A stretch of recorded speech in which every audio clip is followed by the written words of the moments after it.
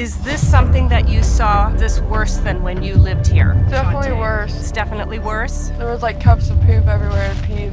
Your grandmother was pooping in a cup. So I said, Are you kidding me? Throw away more stuff? No. Okay, that's the problem. Okay. I'm gonna go back. I just want to have final say because You have too much final say. Oh my gosh, I'm done. I didn't realize how bad it was. Sleeping on this pile, crazy. I know. Pretty lucky person. Pretty encouraging to hear you say that when you're going through all this. I feel very fortunate, I really do. You won't believe this one. Linda, who manages a storage facility, spins a wild tale about rummaging through unpaid storage units to unearth treasures she can flip at garage sales. She relishes finding these hidden gems, adding a bit of adventure to her life and padding her wallet in the process. Buckle up, because the next bit is a doozy. I'm Linda, and I manage a storage facility. When a person doesn't pay for their unit, we auction them off. But if it has a value of $300 or less, then I take the stuff and sort through it, see if there's anything good or whatever. I'll bring them home, wash them up, and have a garage sale. Just when you thought it couldn't get any crazier, Dr. Melva Green, a psychiatrist specializing in hoarding behaviors, arrives at Linda's house, which is a veritable maze of clutter. As Dr. Green digs into the psychological roots of Linda's hoarding, Linda confesses to avoiding the massive task of cleaning up. You'll be glued to your seat for what's coming up. What am I really looking at, Linda? What does this signify? I guess maybe if I don't think about it, I don't have... But this is what denial has gotten you into, right? Yes. It was very clear right off the bat that Linda has barricaded herself, both physically. Seriously, it gets even wilder from here. The conversation deepens as Dr. Green points out Linda's physical and emotional fortifications against the world. As they peel back the layers of her cluttered life, it's clear that Linda's late husband plays a huge role in her current state. Don't go anywhere. The next part is a real eye-opener. If you let the house get clean, Mom, you can have the memories. Yeah. Mom, these are my memories, too. Well, how could they be your memory? You're too busy doing drugs. And you're too busy hoarding them. Talk about an emotional roller coaster. After starting to clear the clutter, Linda and her family discover long-lost family photos and keepsakes. The memories are bittersweet, highlighting the deep emotional connections and the painful triggers associated with her hoarding. The upcoming segment is a tearjerker. Get your tissues ready. Oh, my goodness. Yeah, it's been difficult. You have been frustrated, but is it worth it? Yes, and I stuck in there. I didn't give up. Sure did. It was really hard, but I made myself push through it anyway, and I come out better through it all. Wow. Hold on to your seats, folks. The cleanup crew stumbles upon something out of a horror movie. Rooms filled with human waste, showcasing the severe neglect and the dangerous conditions Linda has been living in. What follows is shocking, to say the least. Okay? Yeah. Everything is wet, urine infested, vomit. There is nothing salvageable. No. We can't even go through it enough. It's all going to be shoveled right now. Yes, And put right on the truck. Do you understand? Yes, I do. It's a tough scene to watch. Shirley, another featured hoarder, narrates her tragic tale of animal hoarding, with both living and dead animals found throughout her cluttered abode. The emotional and physical toll is immense, revealing the devastating impact of her actions. Stick around, because what comes next is just as heart-wrenching. Come in here and tell me, oh, your house is not appropriate for children. They're not their children, they're mine. Right now I'm faced with trying to get the kids to come home. All the cats and dogs there, I knew she was an owner. You have so many, you don't even know where they are or what they're doing. You're not being the best pet owner that you can be. Can you handle more? During a heated argument, a hoarder and her daughter clash over the unsuitable living conditions that led to the children's removal from the home. The intense family drama exposes the complex layers of guilt, responsibility, and denial intertwined with hoarding. And guess what? There's more jaw-dropping drama just around the corner. You know you're not giving them the proper care and whatnot that they to find a new home. It's not fair. They're my dogs, they're my puppies. But that's also how you get overwhelmed too. The important thing is to get the dogs out of here, get this house clean, and get your kids back. Not about the puppies. You know the kids had to leave you didn't feel fit. I've always thought it was kind of stupid to have that kind of limit on your pets. Ready for a wild ride? Julie kicks things off by sharing she's an elementary school activity leader with a collection hobby that has completely taken over her house. She paints a picture of her home as a small, overwhelmed space packed to the brim with her large collections. Strap in, because this is just the beginning.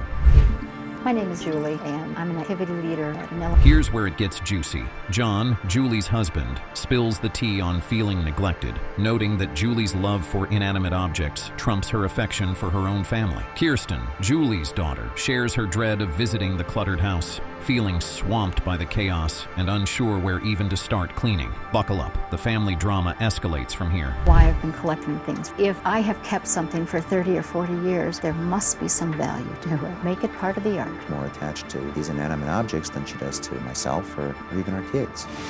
It's Kirsten, and I'm Julie's daughter. I usually avoid going over to the house as much as possible. Oh, the plot thickens. Julie hits a moment of clarity, admitting her living conditions are far from sustainable. She lays down the ultimatum. It's either her husband or the Horde, declaring a desperate need for change. And guess what? You'll want to stick around for what comes next. I don't want him in the house either until it's been fixed.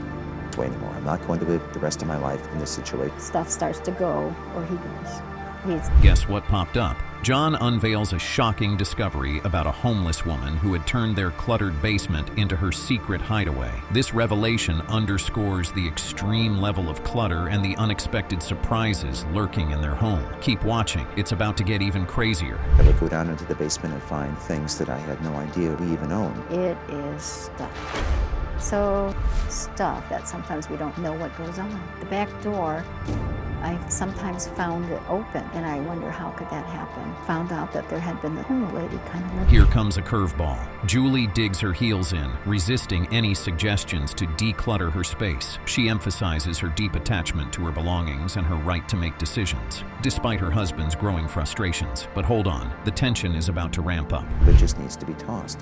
It's just things we don't use, things that we never will use. Just because he says so doesn't mean it's so with me. They're my things, my house, it's my life. Now, this is a serious problem. I think I'm at that breaking point. I just cannot tolerate it anymore. Can you believe this twist? Enter Standalyn Robertson, a certified professional organizer ready to tackle the chaos. She's pumped to help Julie reclaim her space for both her art and her family, bringing a glimmer of hope to the cluttered scene. Don't go anywhere. The cleanup action is just heating up. Robertson, I'm a certified professional organizer. I'm really excited about the day, and I'm really excited about helping Julie reach her goals. As an artist, there are going to be things that we want. Here's where things get sticky. Amid the cleanup, Julie struggles to let go of even the most damaged or useless items, seeing potential art in every broken piece. The discovery of mice nests among the belongings adds an urgent twist to the ongoing drama. Watch closely. The struggle gets real. Really angry at the mice. They're actually little tunnels. Yeah, I know. Everything that you're keeping does not have. I just wanted to make a home elsewhere in the house, like in the basement. There is no more room. 40% of this you thought was junk, and what we're finding out is Christmas with Jane. Are you ready for more hurdles? Despite attempts to accelerate the cleanup, Julie moves at a snail's pace, salvaging items like parts of a piano for future projects. Her emotional attachment to each item makes progress painfully slow. The plot thickens, and you won't want to miss what happens next. I'm trying to get some stuff cleaned up and get this project moving forward.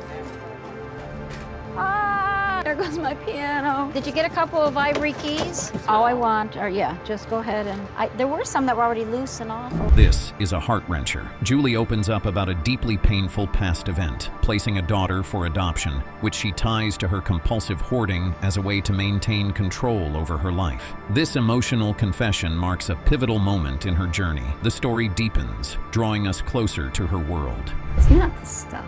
It's control of the stuff, whether it comes or goes. Do you feel like it could be better for you? Yeah, but I have to make it better. I know it had to be done. I just kept procrastinating because it seemed like it was overwhelming. It can be done, and it does make a difference. I do want a better life. And Standalyn and I are here to help you with that. Ending on a high note. The episode wraps up with a heartfelt scene as Julie's grandson James visits the now cleaner house. The family reflects on the underlying emotional causes of Julie's hoarding, ending with a hopeful outlook for her future. Stick around. Their journey of healing is just beginning. Oh.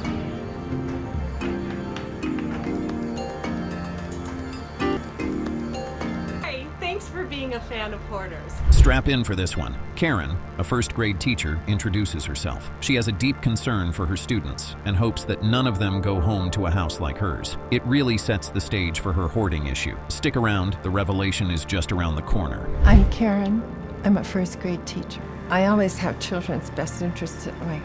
I would hope none of them go home to a house like this. I'm Tanya, Karen's daughter. My mother hoards anything and everything. Get ready for this eye-opener. Karen's daughter, Tanya, reveals her mother's tendency to hoard anything and everything, including junk and documents. Karen's hoarding is vividly described by her children, illustrating the extent of her condition. The scene paints a vivid picture of a home overwhelmed by clutter. The emotional roller coaster is just picking up speed. That's her crack. I also have a problem with thrift stores. Part of it is like her getting a bargain. The other part of it is the high of actually getting something else. Absolutely random crap. My dad was there. It was a clean house. It was our palace. This part hits hard. Karen recounts a cleaner past, disrupted by her husband leaving and the tragic suicide of her eldest son. This event marks a significant turn in her life, leading to severe hoarding. The emotional backstory provides context to Karen's hoarding behavior. Up next, the real challenge kicks off. That's when I got really, really bad. We all dealt with my dad leaving and my brother dying differently. And hoarding stuff was hers, and it just grew from that. Good morning, everyone. Brace yourself for the cleanup action. Professional organizer Standalyn Robertson sets the goal of creating a safe, organized home for Karen and her grandson. Karen admits to feeling nervous but is encouraged to proceed. This marks the beginning of the cleanup effort. The transformation journey is about to unfold.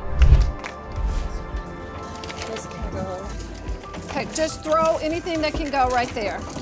Clock. It's to keep. Where will it live? I have to. My Stephen, yes, I have to keep.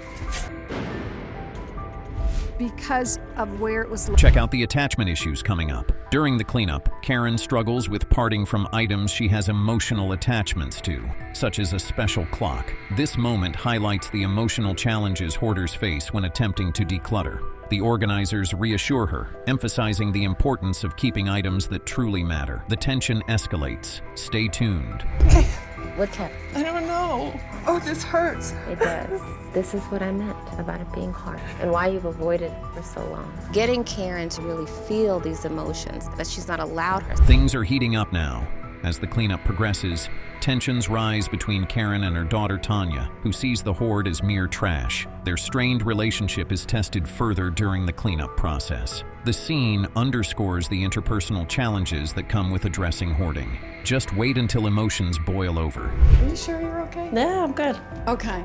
You seem like something's going on. So we'll keep going. You're making big decisions and trust that it's going to be okay. This is a tear-jerker moment. Karen discusses her feelings of inadequacy as a mother and apologizes to her daughter for past mistakes.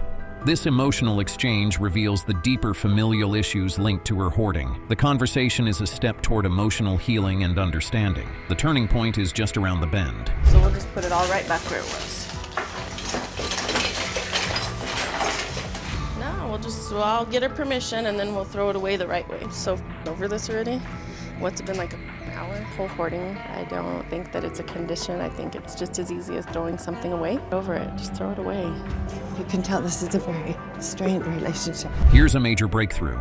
Karen realizes the senselessness of the items she hoarded as she declares them just garbage. This is a pivotal moment where she acknowledges the impact of her behavior on her life and expresses a desire to change. It symbolizes a potential turning point in her recovery from hoarding. Watch how the house transforms next. Are you sorry you came? Yeah, this is horrible. Pull that dump up to the front door and just start hauling it out. Can you be kind? This, would you ever seriously? You be kind? Let me see you put it on. I don't want to have it. I don't know that your daughter, Tanya, understands what you're going through. This is my wall that I protect me. You won't believe your eyes. The house is significantly cleaned up, creating a safe and playful space for Karen's grandson, Ryland. Karen and her family marvel at the transformation, feeling relieved and hopeful. The cleanup not only reclaims physical space, but also promises a fresh start for Karen and her family. Check out how they celebrate this huge win. The most ridiculous, senseless stuff in those boxes affected so many lives. Pitiful. Could this be a motivation to not do this beyond here? Absolutely. I just want this stuff in the garbage. It's got to go out. Ouch. And for the grand finale, the episode concludes with Karen affirming her self-love and accepting her journey toward change. The family shares a heartfelt group hug, celebrating the new beginning. This final scene wraps up the episode with a focus on healing and familial support. What an incredible transformation story. I feel like the house is complete. Oh, nice. Whoa, Mom. Whoa, whoa, whoa. I'm absolutely proud of her. I think we're all ready to jump in and support her the best way we know how. The success was having you at the end of this to be able to look into the mirror. Here we go, kicking things off. Norman introduces himself briefly, setting the stage for the personal journey that the episode will cover. And guess what? This is just the tip of the iceberg. My name is Norman, and there's a lot of different things that I collect. I look around the house, and I have 30 guitars, 5,000 records, and about 15,000 comics. Dive into the chaos with Norman. He explains the extent of his hoarding, listing an array of items he collects such as guitars, records, and comic books. This showcases the massive variety and volume of his possessions. You'll be amazed at how he navigates through all that stuff coming up next. But I haven't been in my son's house for about 8 years. I think I really realized getting more what my husband said. I am Norm, and Norman is my son. Being in the end, I feel totally responsible for stored hoarding and collecting. Ever seen a house turned jungle gym? Norman describes how he has adapted to living among the clutter, using it for exercise and developing methods to maneuver around it. This moment highlights his acceptance and adaptation to the hoarding environment. Now, let's shift gears and hear from his family. And because of the fact that she had no insurance, they would not perform the surgery. He was a bit agoraphobic to begin with, tend to spend time with each other. So there wasn't really any reason for us to leave the house too well. He became totally involved around caring for his girlfriend and collect items of questionable value. Things get a touch more personal here. Norman's mother, Joan, and his father both provide background on Norman's collecting habits and their origins. This offers insight into the familial and emotional ties to his behavior. Brace yourself, because the emotional stakes are about to get even higher. She would need solid foods, got her things to drink so she wouldn't be dehydrated. After a while, it looked over and seemed like she was breathing anymore. I was praying, not happening. I had to carry her out of the house. I could only carry her about halfway out of the house before I was overcome from the feet. A curveball comes flying in. Norman recounts the challenges faced when his girlfriend had an accident and developed agoraphobia, which compounded their hoarding issues. This personal story adds depth to the emotional landscape of his hoarding. The next part is heart-wrenching, so prepare yourself. On for the last month is to get him to understand that he has to get rid. There's just too much clutter in this house. I don't really have much feeling about it because I don't care about anything about except the fact. Get ready for a gut punch. Norman describes the painful moment when he realized his girlfriend was no longer breathing, highlighting a turning point in his life and adding a deep emotional layer to his hoarding situation. Coming up, see how the community comes together to help. The city's come in, they've condemned your home. Unfortunately, the circumstances were tragic. We understand that. Dr. Green's here to help you through some of those emotions, so I'm going to let her kind of describe what her process is for you, okay? Well, I'm here for you, Norman. Your family's here for you. We're all here for you. What I really want you to do is stay involved in the process. Time for a major turnaround. Corey Chalmers, a hoarding cleanup specialist, is introduced. He explains the severity of Norman's situation with the city condemning his home. This sets the stage for the intervention process. The emotional appeals coming up are something else. I am considering leaving. But what happened? This morning we were in there working together and everything was going fine. So what changed? Well, it couldn't be any more painful than it is. The feels are real, folks. Norman's parents express their determination to help him realize the necessity of decluttering, emphasizing the emotional and psychological stakes involved. Watch how Norman tackles these emotional challenges next. Do is make this problem go away. We're supporting you, but they cannot listen. I'm starting to feel like I'm acting like a creep. You're doing fine. But hear me, they can't read your mind. I'll just go inside and I'll do what I can. Look at Norman go. He makes significant progress with the cleanup, reflecting a possible turning point as he actively engages in sorting through his possessions. This is a crucial moment, showcasing his cooperation and effort. But the emotional ride isn't over. Just you wait. So this is where they've been living. Where did they sleep? This is where she slept. This is where she died. Oh my God. You got sick? This is where it gets super intense. Norman contemplates leaving the cleanup process, overwhelmed by the painful memories associated with the items being removed. This moment underscores the emotional difficulty of the cleanup process. The resolve he shows next is nothing short of inspiring. I than I could ever possibly, in my wildest dreams, even start. Becky was the only one to really be able to say, hey, really hit home for him. It was the first time that he really had a family member tell him that he was sick. The uphill battle continues. The team completes cleaning the living room and kitchen, but faces the daunting task of tackling the upper floors and basement. This indicates the scale of Norman's hoarding issue. Coming up, Norman faces a memory that shakes him to the core. Pretty encouraging to hear you say that when you're going through all this. I feel very fortunate, I really do. In your mind that you are never gonna go back to living like this? Yeah. This moment is heavy. Norman revisits the place where his girlfriend passed away, confronting painful memories and the reality of his living conditions. This poignant moment highlights the emotional depth of his journey. But stick around, because what's next is a glimmer of hope. We're at the end of day 2. Big job. He has a huge house. 3 floors, a basement, all completely packed. We're able to completely clean out the first 2 floors. This whole thing has shown me how sick I was. And here's the light at the end of the tunnel. By the end of day 2, Norman acknowledges his illness and feels hopeful about his future, marking a significant emotional and mental breakthrough in his recovery from hoarding. The transformation is truly remarkable, and you won't believe how it all wraps up. I was reborn, and I feel like this is a miracle. And I'm not kidding. Yeah. This is a real rare case of an obviously severe hoarding situation. Day for my life.